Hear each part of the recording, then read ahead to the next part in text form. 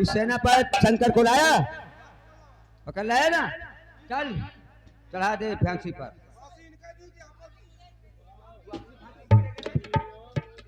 अरे मैं शंकर सेनापति को कह रहा हूँ, तो अपनी फांसी दे। अगर तू अपनी फांसी करवा लेगा तो आज रात में कौन जाएगा रे? अच्छा।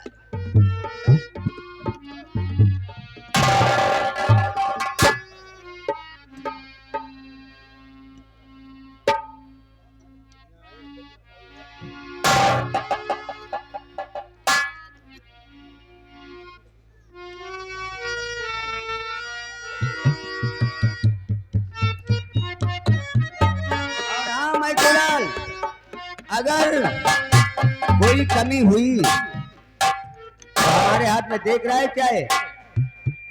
तेरे बाल बच्चे बर्बाद हो जाएंगे।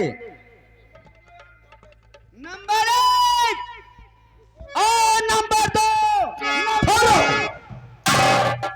और रुक जाओ भूपत जरा रोको अपने वाद।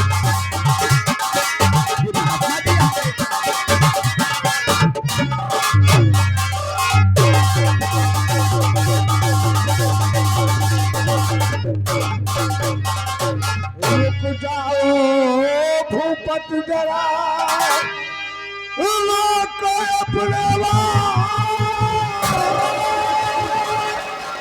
और क्यों फांसी देते इन्हें पर जाके महाराज।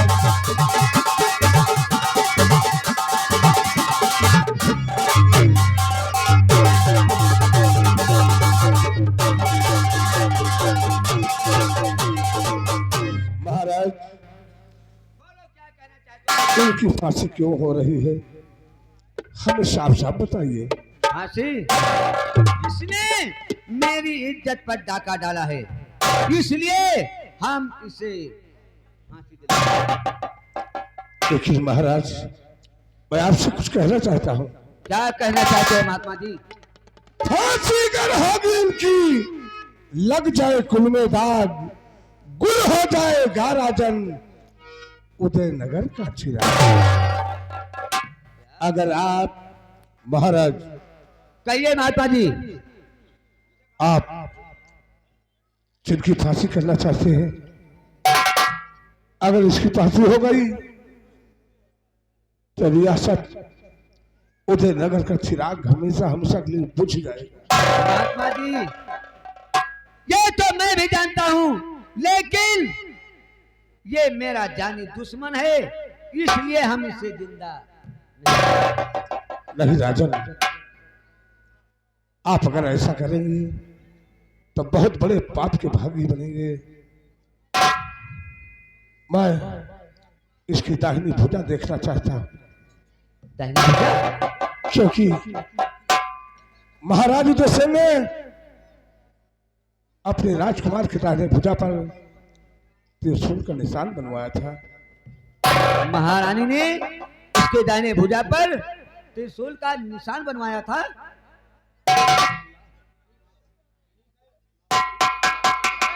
हाँ राजा,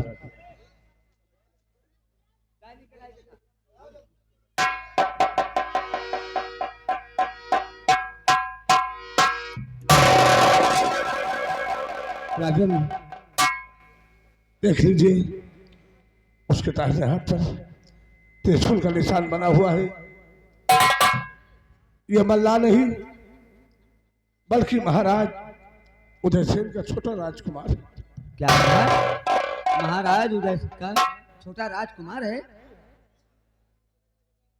अगर ये बात है तो मैं भी तुमसे कुछ कहना चाहते हैं आप? इसके बदले में हम एक नया तोहफा आपके सामने हाजिर करता हूँ। नायाबी तोहफा? हाँ, नायाबी तोहफा। वो है कहाँ? अभी बुलाए। दिखाइए।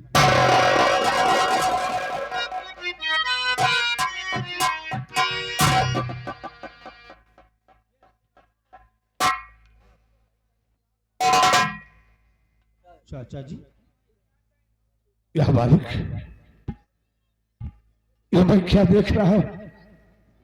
कहीं ऐसा तो नहीं कि मैं एक सपना देख रहा हूं और अजल धोखा मेरी खाती देखता हुआ मैं सपना अजल धोखा मेरी खाती देखता हुआ मैं सपना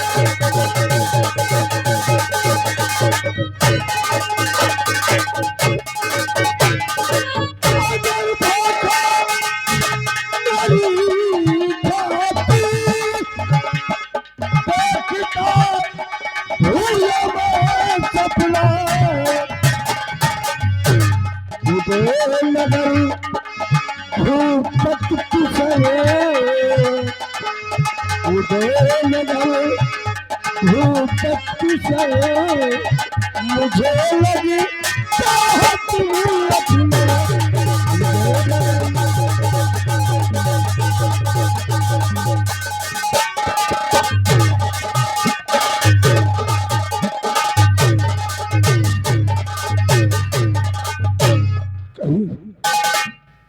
तो राजकुमार मदनशील तो नहीं? आपने ठीक पहचाना चाचा जी, लेकिन लेकिन क्या हम आपसे कुछ पूछना चाहते हैं। क्या पूछना चाहते हैं? कहाँ अब तक थे तुम चाचा, कहाँ अब तक थे तुम चाचा, कहाँ मैया हमारी है?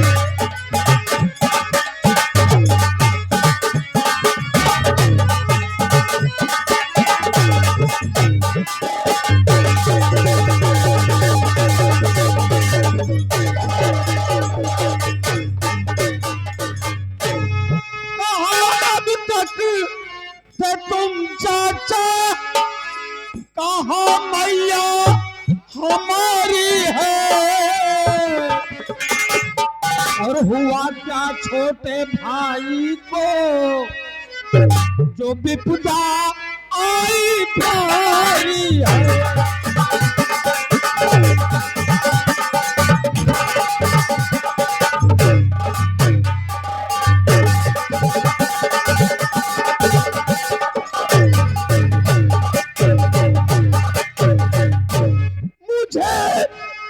जंगल में ले जाकर हाँ चाचा जी, मंत्री जब मुझे मेला दिखाने के बहाने जंगल में पहुंचा तो मेरे साथ उसने बहुत बड़ा घात किया। मुझे जंगल में ले जाकर कहा यूं मंत्री जालिम ने, और कहा तू राह का कांटा मुझे मारी काटा।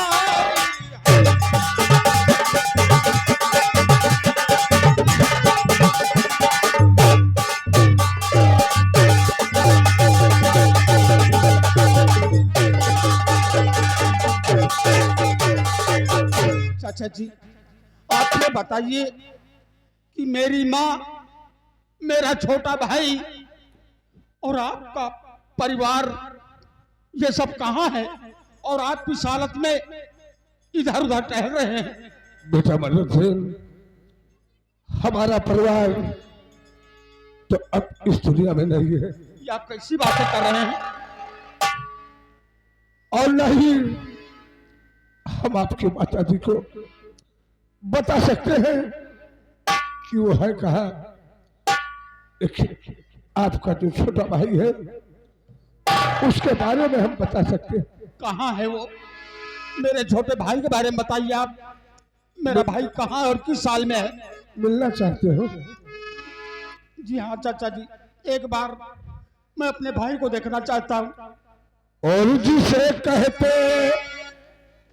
हो तुम शंकर,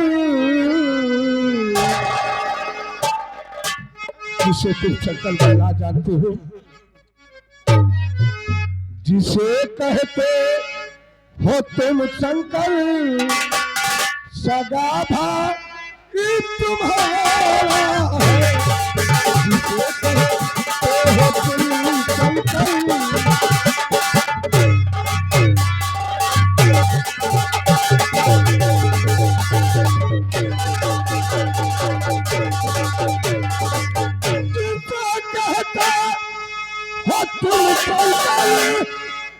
सगा भाई तुम्हारा है। जिसे कहते हो तुम शंकर सगा भाई तुम्हारा है। जोधपुर महाराज के चरणों में देखो सर हमारा।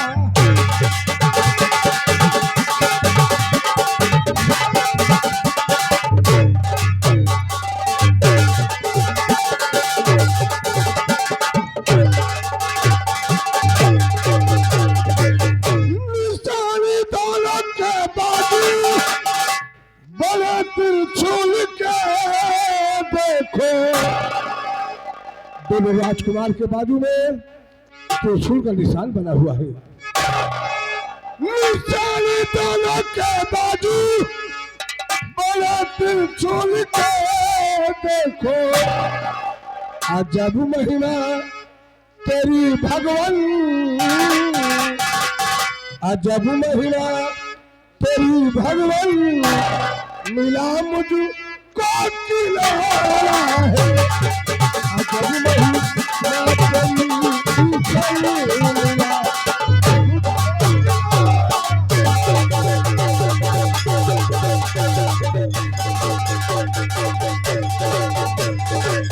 बेटा मदन सिंह, जिसे तुम जानते हो कि शंकर बल्ला है, ये शंकर बल्ला नहीं बल्कि तुम्हारा छोटा भाई विमल सेन है। ये उस समय की बात है जब मेरी धर्म पत्नी दुर्गावती महारानी को अपने बेटे को देखकर राजकुमार विमल सेन की जान के बचाने के लिए वहां से लेकर भाग निकली। दरिंदों ने उसके जिस्म पर इतनी गोलियां मार दिया था, उसका बचना मुश्किल हो गया। लेकिन राजकुमार विमल सेन को मेरे हाथ में सौंप कर मेरी पत्नी दुर्गावती अपना प्राण त्याग दिया। फिर मैं वहां से राजकुमार विमल सेन को लेकर भागता हुआ नदी के तरफ जा रहा था। जैसे गंगा नदी के बीच पर पहुंचा, दरिंदों ने हमारे बदन पर इतनी गोलियां मार दिया कि मेरा भागना मुश्किल हो गया। मैं राजकुमार विमल सेन को लेकर गंगा नदी में कूद गया और राजकुमार विमल सेन मेरे हाथों से छूट गया। मैं किसी तरह से बहता बहता नदी के किनारे लगा। उसके बाद जब होश आया तो राजकुमार को ढूंढना शुरू कर दिया, लेकिन राजकुमार का कोई पता न चला।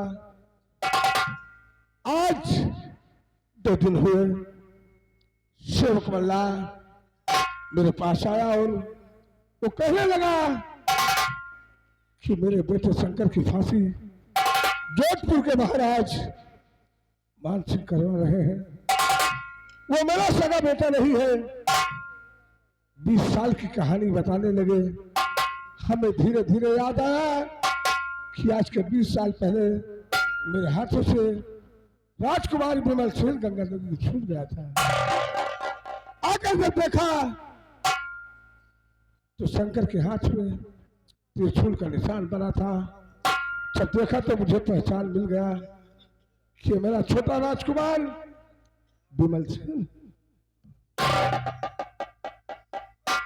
चाचा जी, क्या बात है? आपने हमारे परिवार को बचाने के लिए अपना सब कुछ बलिदान कर दिया। बेटा, ये तो हमारा फर्ज था और ईश्वर से ही प्रार्थना करता था कि ईश्वर ने केवल मुझे एक औलाद दिया था, और अगर तो 4 औलाद दिए होते तो इस उदयनगर राज के लिए मैं अपने बेटों को कुर्बान कर देता। धन्य है चाचा जी, आज मुझे गर्व है अपने देश पर कि हमारे देश में ऐसे ऐसे वीर हैं जो अपने फर्ज के लिए अपना सब कुछ न्यौछावर कर देते हैं। चाचा जी आप घबराइए नहीं, मैं पिताजी से कह करके अपने छोटे भाई की सजा को जरूर माफ करवाऊंगा। अवश्य, क्योंकि मैं इतने दिनों से साधु का भेष बनाकर इधर उधर ढूंढा, लेकिन कोई पता न चला। आज हमारा राजकुमार हमें मिला है, और अगर मेरे आंखों के सामने इसकी फांसी होगी तो मैं जिंदा नहीं रह सकता। चाचा जी ऐसा नहीं होगा, चाहे छोटे भाई की जगह मुझे फांसी के तख्ते पे चढ़ना पड़े, लेकिन मैं अपने भाई को जरूर बचाऊंगा।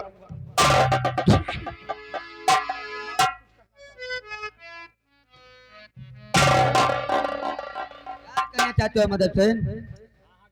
आपने मेरी जान बचाई, मेरे साथ बहुत बड़ा उपकार किया, लेकिन जिससे हम आज तक शंकर मल्लाह के नाम से जानते रहे, वो शंकर मल्लाह नहीं बल्कि मेरा छोटा भाई है। पिताजी मैं मानता हूं मेरे भाई ने गलती किया है, मैं ये नहीं कहता कि उसे आप माफ कर दीजिए, लेकिन कुछ देर के लिए उसे फांसी के फंदे से नीचे उतार लिया जाए, क्योंकि मैं उसे अपने सीने से लगाना चाहता हूं। अगर ये बात है तो तुम्हारे दर्द को मैं, तुम्हारे दिल के दर्द को मैं जानता हूँ। मैं कुलाल 10 मिनट के लिए इसकी फांसी रोकी जाए।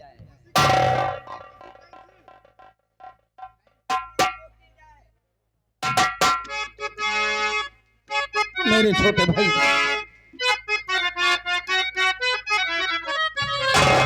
तो मुझसे गलती कोई माफ कर दे, अब कभी ऐसी गलती करूंगा नहीं, और खाते परमात्मा की कसम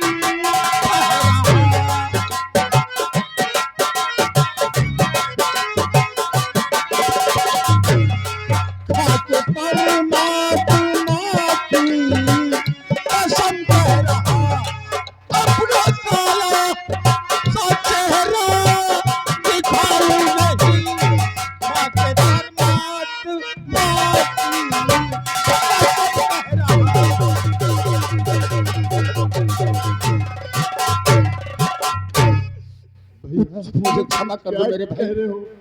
क्यों मुझे लज्जित कर रहे हो? एक बार मेरे सीने से लग जाओ। तुमने तो कोई गलती नहीं किया भैया, तुमने अपना फर्ज निभाया, अपने भाई को माफ कर देना।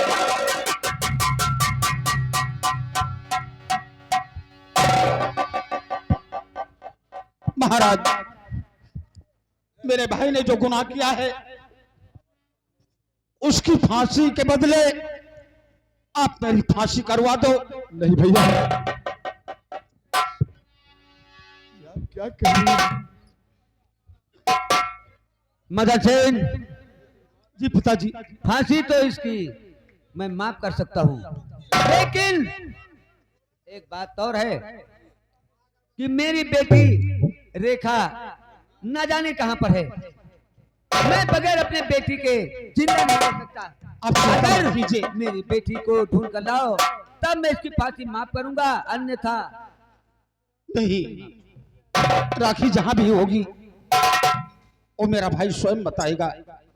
मेरे छोटे भाई, राखी महाराज की इकलौती बेटी है। जी भैया।